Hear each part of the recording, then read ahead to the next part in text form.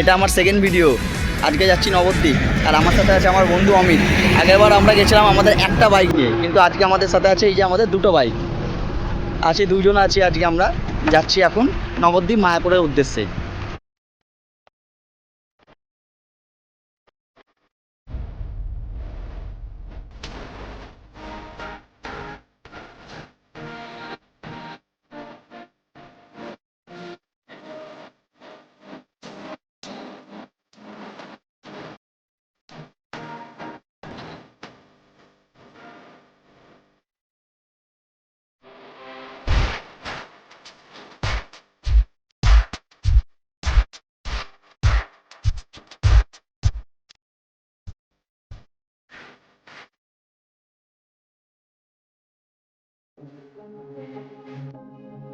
আমরা এখন আছি বইচিতে। এটা ডানকুনি থেকে 58 কিলোমিটার দূরে, আর এখান থেকে নবদ্বীপ হচ্ছে আরও 47 কিলোমিটার। নবদ্বীপ যাবার আরও রাস্তা ছিল, কিন্তু আমরা এই গুড়াপ পেরিয়ে বইচি পেরিয়ে এই রাস্তাটা বেছে নিলাম, কারণ এই রাস্তাটা পুরোটাই ফাঁকা থাকে। অন্যান্য রাস্তা যেমন রানাঘাট আছে, জিরার আছে, সেই রুটের থেকে এই রুটটা আমাদের বাড়ির দিক থেকে খুবই সুবিধা। কিন্তু রাতের জন্য এই রাস্তাটা খুবই খারাপ। এখানে পুরো নিলিবিলি থাকে, কোনো ট্রাফিক থাকে না, পুরো ফাঁকা। বাড়ি ফেরার পথে আমাদের কৃষ্ণনগরের রাস্তা রানাঘাট হয়ে এলে সবথেকে সুবিধা, কারণ সেই রাস্তাতে অল টাইম গাড়ি চলাচল করে এবং সিকিউরিটি থাকে পুলিশের।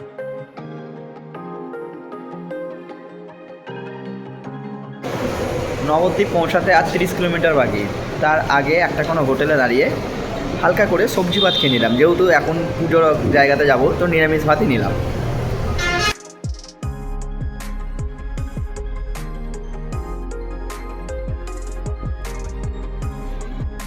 নবদ্বীপ পৌঁছানোর পরে আমরা প্রথম এলাম নরহরি ধামে। এর আগেও অনেকই মন্দির ছিল, কিন্তু দুপুর হয়ে যাওয়াতে প্রায় সবই মন্দির বন্ধ ছিল, একমাত্র এইটাই খোলা ছিল। ভেতরে প্রবেশ করতেই মনে হলো কোনো অতীতকালের গুহতে প্রবেশ করলাম, আর গুহ থেকে বাইরে বেরিয়ে যা দেখলাম, ওহ অমাইক!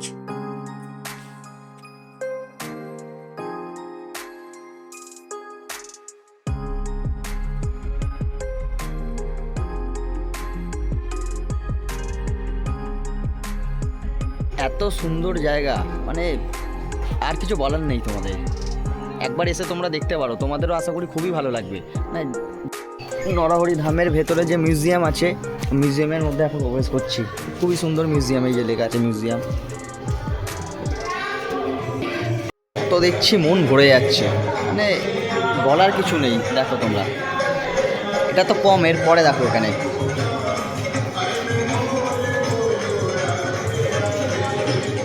বুঝতেই পারছো এটা কি। এরপরে আর একটা, মানে একটার পর একটা জিনিসের কোনো শেষ নেই, দেখার কোনো শেষ নেই এখানে। আরে আমার বন্ধু একটু ঠাকুর, বেশি ঠাকুর ভক্ত, সারাদিন শুধু ঠাকুরটার কাছে গেলে শুধু নমস্কার আর নমস্কার। আমিও করি, কিন্তু একটু বেশি করে আমার থেকে। এই নিতাইয়ের ছবি, এত বড় একটা ছবি দেখলাম, যা ঘাড় উঠিয়ে দেখতে হবে, পুরো সিধে করে দেখো।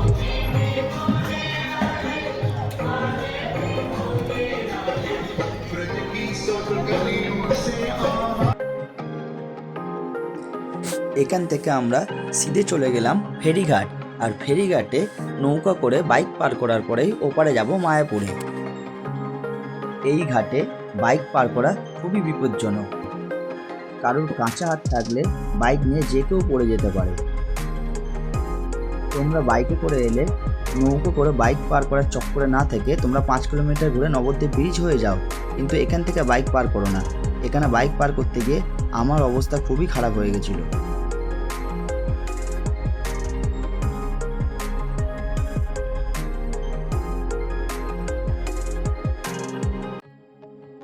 নদী পার হয়ে ওপারে গিয়ে মায়াপুর ফেরিঘাটে বাইক ওপরে তুলে একটু স্বস্তি বোধ করলাম।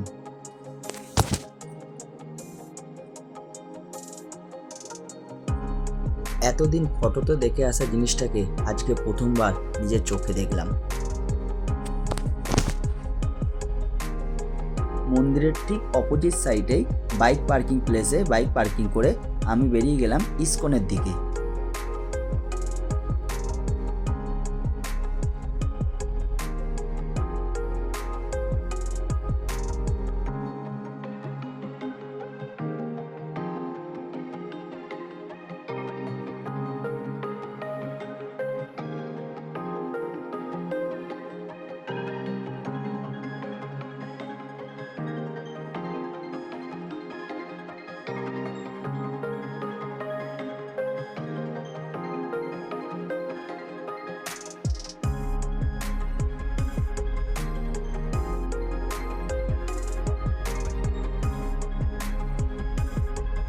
তোমরা এখনও যারা মায়াপুরে আসোনি তাদেরকে বলছি তোমরা একবার এসো এখানে।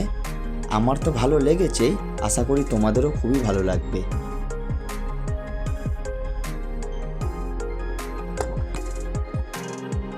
কোথাও আছে ফুলে ভরা বাগান, আবার কোথাও আছে ঘাসে ভরা মাঠ, যেখানে কিছুক্ষণ তো বসা যেতেই পারে।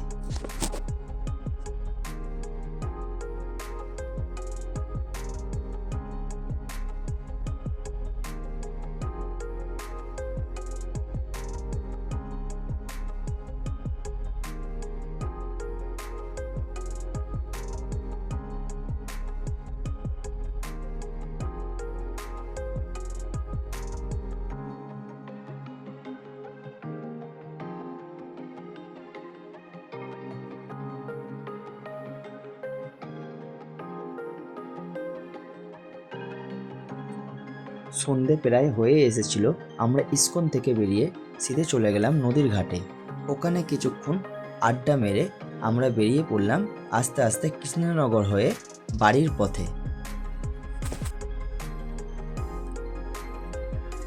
বাইক পার্কিং থেকে বার করতেই সামনে দেখতে পেলাম সুন্দর একটা ভেজ মোমোর দোকান।